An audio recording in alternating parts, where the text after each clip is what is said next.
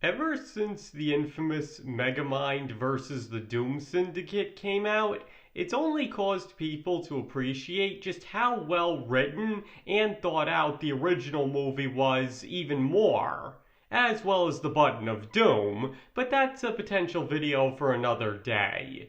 The point is, the quote, long-awaited sequel to Megamind turned out to be a complete dud, and the TV show that followed didn't fare much better.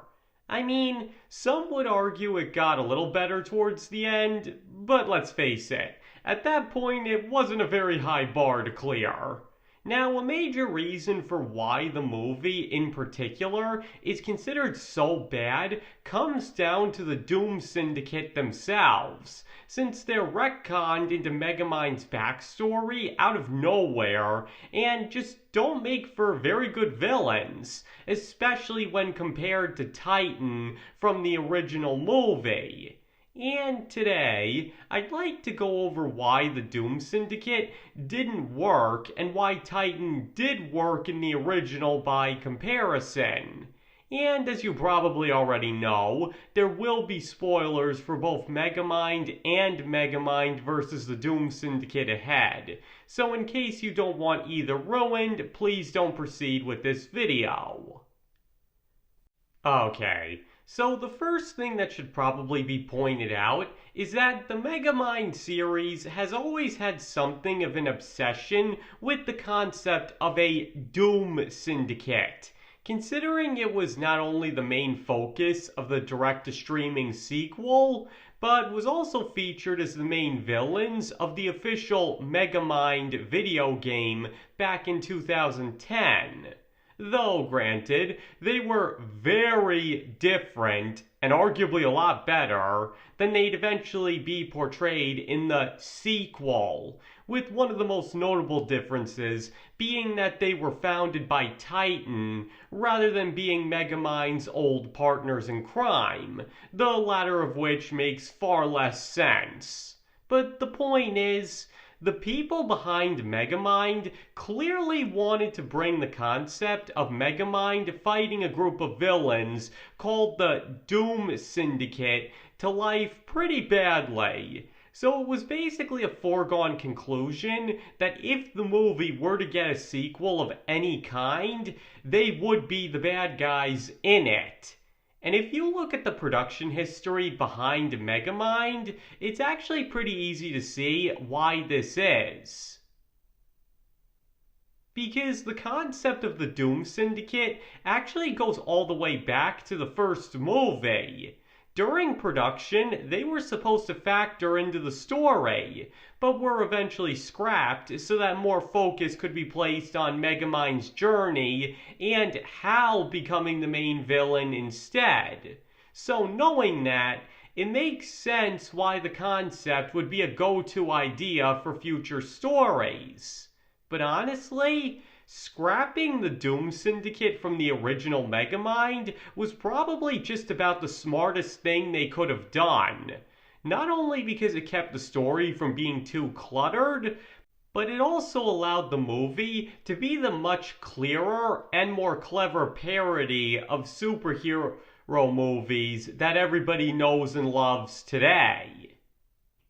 Because, simply put, if one were to try and deconstruct the superhero genre, Hal Stewart was honestly the perfect villain. He takes pretty much all of the typical superhero origin story cliches and flips them completely on their head. Instead of being a good person who chooses to use his powers responsibly to help others, he quickly gives in to his inner selfishness and decides that it's more fulfilling to be a villain, which is what would really happen if just anybody was given the powers of a god. Because, simply put, Peter Parker, Bruce Wayne, Clark Kent, and the like, they all learned at an early age how cruel the world can be, and thus decided to use their given advantages to try and help others and make the world a better place to live in. They have a reason to want to do good. But Hal, on the other hand, only looks out for number one. So when he sees that he can't, quote, gain anything from being a hero, the temptation his powers provide prove too much for him, and he decides it's more fulfilling to be a bad guy. In other words, Hal Stewart perfectly demonstrates that superheroes must actually be chosen very carefully and only be given to those with strong moral compasses who would use their powers for good, rather than people simply being chosen at random due to happy accidents. Because as Hal shows, that more often than not would lead to disaster. And not to mention, he also serves as the perfect enemy for Megamind as well, because in every possible way, he's the exact opposite of him, as I spoke about in another video, which you can find a link in the description to. Because Hal appears to be completely normal and even possibly nice underneath that creepy exterior, but actually proves way too susceptible and willing to give in to the corruption of power, eventually becoming a horrible villain. While Megamind, by contrast, appears to be a horrible, evil supervillain, but deep down is actually a good person who would be the hero Metro City needs if given a chance. So as a result, Megamind creating and then having to defeat Titan is an excellent metaphor for Megamind's good nature, having to take down the villainous one he created for himself because that was the only way he felt he could fit into society. And as a result, by stopping Titan, he's finally able to shed his image as a villain and be who he really is, a hero. And even more than that, Titan not only represents the villainous persona that Megamind had to manufacture in order to have a purpose, but also serves as a dark reflection of him as well. Because as I've noted in countless videos, Megamind's villainy is all an act. He only behaves like an evil supervillain while doing the bare minimum in terms of actual evil.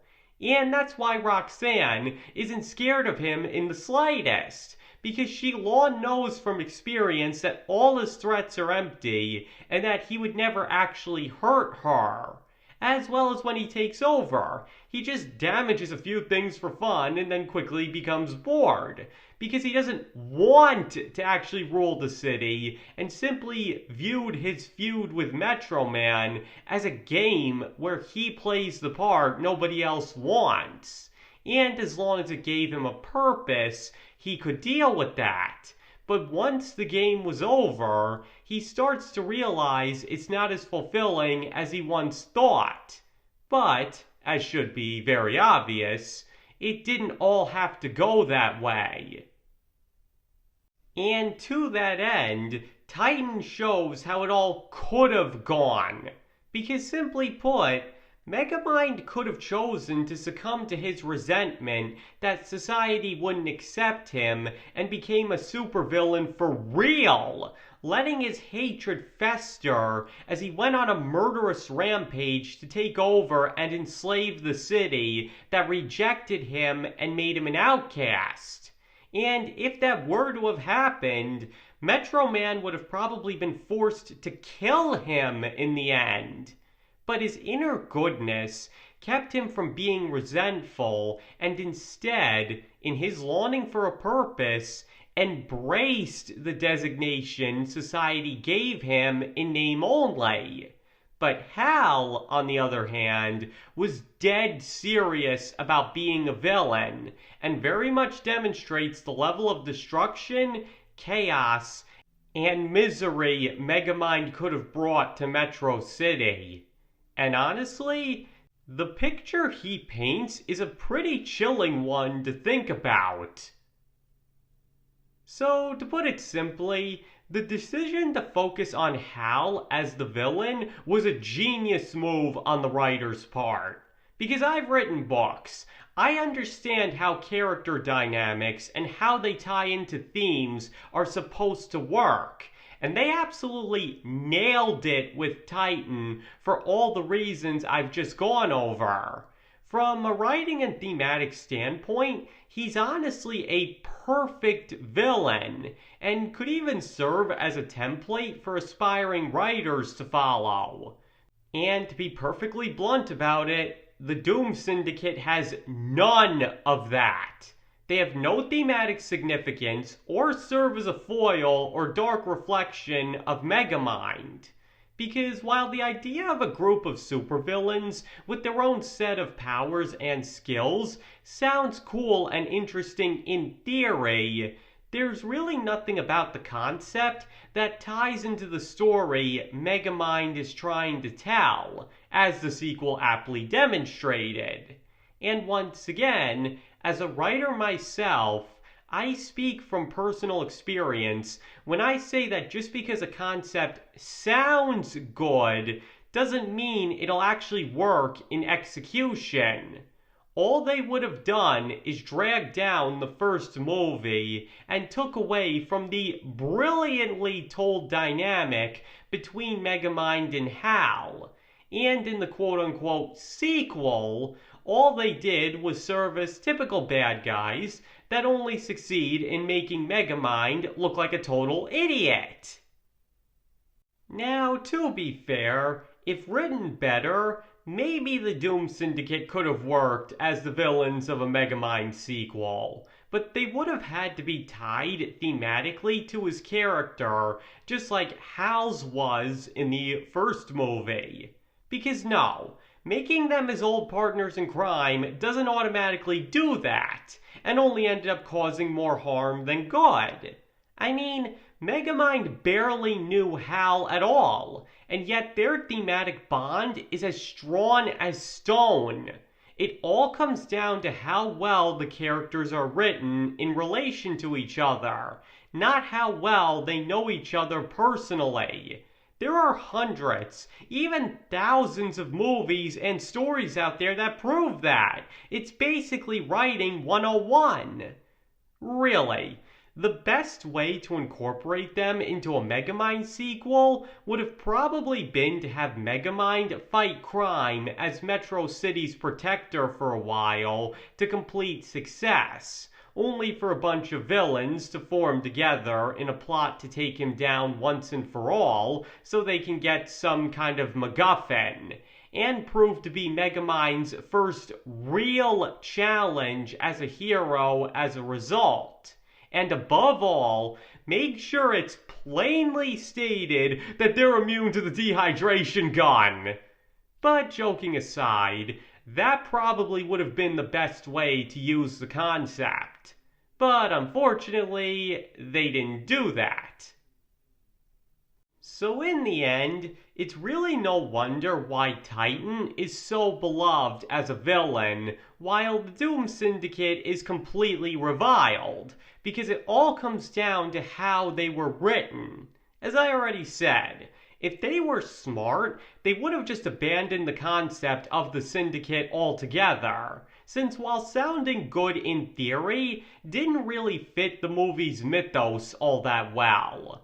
But either way, the point is that Titan was a much better choice as the villain of the original Megamind movie in every possible way, both for the way his and Megamind's characters are tied together, and how well he himself was written. Because simply put, he had a lot more character potential than the Doom Syndicate did, and the writers were able to realize that potential to its greatest extent.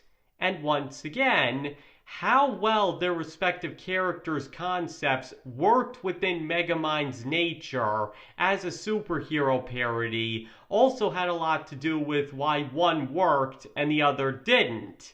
Because Hal's character fit it like a glove, while the Doom Syndicate's didn't. And as a result, how their respective movies and characters were received honestly speak for themselves. Okay, I think that's everything I wanted to cover. So now I'd like to hear your opinions. Do you believe that the Doom Syndicate was a flawed idea for the Megamind franchise from the start, and that they would have been better off just scrapping it for good, especially when compared to how well a character like Titan worked within the same story? Or do you believe the concept should have gotten a fair shake, even if the results were terrible? Please feel free to let me know in the comments below. And as I always say, you do not have to agree with anything I said in this video just because you watched it. You are entitled to your own opinion and can feel any way you want to about both Titan and the Doom Syndicate. And if you think I had it all wrong, that's perfectly okay. And thank you all for watching. It is all greatly appreciated. And I hope to see you all next time.